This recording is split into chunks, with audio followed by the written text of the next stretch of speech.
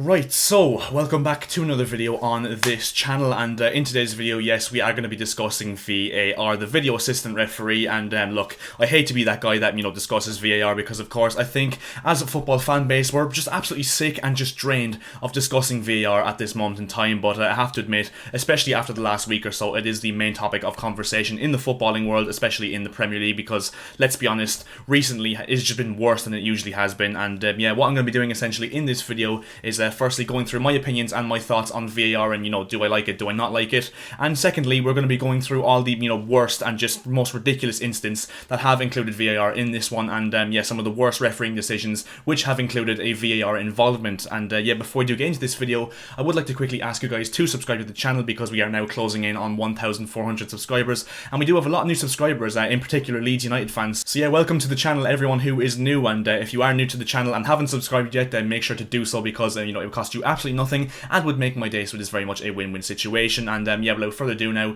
let's get into discussing my thoughts on VAR. Now first of all, we're going to look at some of the goals that were disallowed for offside this season, and any football fan or just Premier League fan in general, you'll know that the Premier League referees this season in particular have just completely and utterly confused everyone with the offside rule. It's just absolutely incredible. It's probably the most prominent way of VAR controversy this season and in recent years, since VAR has of course come into play in the Premier League. And this one really annoys me, and I know it annoys a lot of people, because you get into all these geometry lines and it's just really annoying. It bugs the absolute shit out of me, if I'm honest. They've turned football into some sort of maths lesson with offside rules, because they bring out all these, as I said, these stupid lines, and sometimes they're even wrongly marked as well, so it just makes me wonder why the hell they're even there in the first place. But yeah, the first one I've gone for here is Jordan Henderson's disallowed goal against Everton in the Merseyside derby at Goodison Park earlier on in the season, in that 2-2 draw, even though I do purely believe that Liverpool did win that game because of this Jordan Henderson goal, which was disallowed because apparently Sadio Mane was offside in the build-up, which even with the lines you can see he is quite clearly, evidently onside, which is just by far, I think, the worst decision in the Premier League this season, and one of the main ones that will be used in anti-VAR debates like I'm doing here. Yeah, just an absolutely just dreadful decision. And yeah, another one as well, this one as you can see on screen, Patrick Bamford's goal against Crystal Palace earlier on in the season at Selhurst Park. Now in this incident he's actually given offside because, yes, I know, as you can see on your screen, he's given offside because he signals to his teammate where he wants his teammate to pass him the ball. That is just absolutely laughable. In my opinion, I think Jordan Henderson's goal that was disallowed is the worst decision from VAR this season, but I think this one definitely has to be the most laughable, the most scandalous. I mean, how can a player be given offside? What are players meant to do? Just go, oh yeah, I want the ball there, I want the ball right in front of me, without having to point their arm? I mean, it's just absolutely ridiculous. It's an absolute farce, if I'm honest, and yeah, just an absolutely laughable goal to disallow. The next one then is Ollie Watkins' goal for Aston Villa earlier on in the season against West Ham at the London Stadium, and it's another one of those where the lines are just completely ridiculous. And yes, if you're going into mad detail and if you want to be a nerd about it, he is offside, but probably by about that much. It's just an absolutely ridiculous decision once again, and yeah, another reason why I feel like they're actually finding just excuses to disallow goals at this stage for really nothing. And I think this Ollie Watkins one is one of those, and it's a perfect example of why this offside rule has just completely confused the absolute hell out of everyone. And then the final one I've got for offside is a pretty recent one, Che Adams' goal versus Manchester United in that 9-0 defeat. Now obviously in hindsight this one wouldn't have mattered to the overall scoreline whatsoever, but like Jordan Henderson's goal, you can see by the lines on the screen he's clearly not offside, and I don't know why they haven't given this as a goal, even though it wouldn't even have changed the outcome of the game, so surely they would have just been able to give it. But yeah, once again, another excuse just to disallow a goal, a perfectly good goal. And yeah, those are just a few decisions this season in terms of offsides, a few goals that have been given disallowed for offside in the build-up, which have just really infuriated me this season while I was watching them. And yeah, it just feels like there's no common sense in football anymore, because if you actually go back in time, the offside rule in the first place was actually brought in to stop goal hangers and stop players literally camping inside the opposition's penalty area. But nowadays I think an attacker's toenail or something can just be offside for it to be ruled out, and to be honest,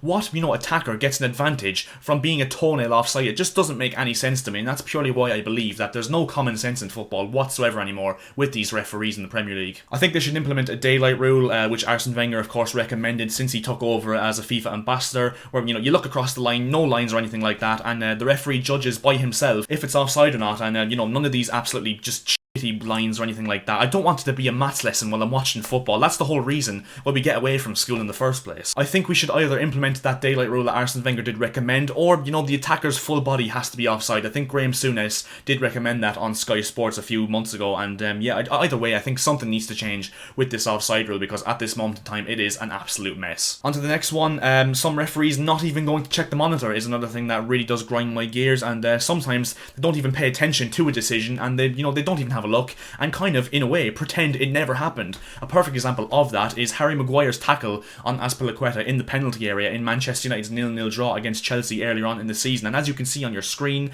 Harry Maguire just purely rugby tackles Azpilicueta to the ground, and not even checked by VAR. I don't know why it's there for if you're not going to check an incident that is clearly a stonewall penalty in the first place. And then another one, a more recent example, Emiliano Martinez on Alexandre Lacazette at the weekend in Aston Villa's 1-0 win against Arsenal last weekend. And as you can see, Emiliano Martinez clearly, evidently drags Alexandre Lacazette down to the ground, and another one not even checked by VAR. And those are only two decisions of an absolute heap in the Premier League this season that haven't even gone to the monitor, haven't been checked by VAR or the referees in charge of the game. And it does make you think, what's it even there for? If you're not even going to go and check the monitor, what's it there for? They're giving decisions for, a lot less than those ones for Maguire and Martinez. So, I don't even know what it's there for if they're going to do that. And now I am going to take a look at some of the more recent decisions that have been absolutely farcical. And, of course, in Southampton's 9-0 defeat at Old Trafford last week, Jan Bednarek was sent off against Manchester United for, clearly, as you can see on your screen, clearly no contact on Anthony Martial. And you even see the clip after the game of Bednarek saying,